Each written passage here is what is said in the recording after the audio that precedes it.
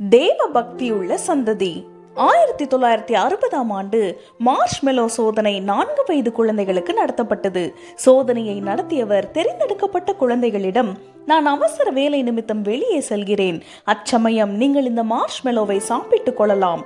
ஆனால் நான் வரும் வரை காத்திருந்தால் 2 மார்ஷ்மெலோவை பெற்றுக் கொள்ளலாம் என்று கூறி சென்றார். அவர் வரும் வரை காத்திருக்க முடியாமல் 1 மார்ஷ்மெலோவை சாப்பிட்டவர்களும் காத்திருந்து 2 மார்ஷ்மெலோவை பெற்றுக் கொண்டவர்களும் குறித்து வைக்கப்பட்டு 12 ஆண்டுகள் கழித்து மீண்டும் வரவழைக்கப்பட்டனர். அவர்களுடைய வளர்ச்சிகளும் சாதனைகளும் கேட்டறியப்பட்டன. காத்திருக்க முடியாமல் 1 மிட்டாயை சாப்பிட்ட குழந்தைகளில் பெரும்பாலானோர் 10 வயது தொல்லைகளுக்கு ஆளாயிருந்தனர். ஆனால் காத்திருந்து 2 மிட்டாய்களை பெற்றுக்கொண்டவர்கள் கல்வியில் சிறந்து விளங்கினர். இளம் பிராயத்தில் குழந்தைகளிடம் காணப்படும் பண்புகள்தான் அவர்கள் வாழ்வின் வெற்றி தோல்வியை நிர்ணயிக்கிறது. பள்ளிக்கு செல்ல ஆரம்பிக்கும் முன்பே அவர்களுக்கு நல்ல சுபாவங்களை கற்றுக் கொடுக்க வேண்டும். அடம்பிடிக்கும் போது அவர்களை திருத்த வேண்டும்.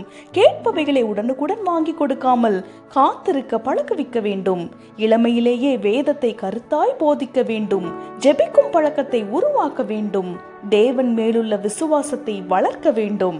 ஆகவே சின்னஞ்சிறு பாலகர்களை கருத்தோடு வளர்த்து ஆசீர்வாதமான சந்ததியை நம் தேசத்தில் உருவாக்குவோமா?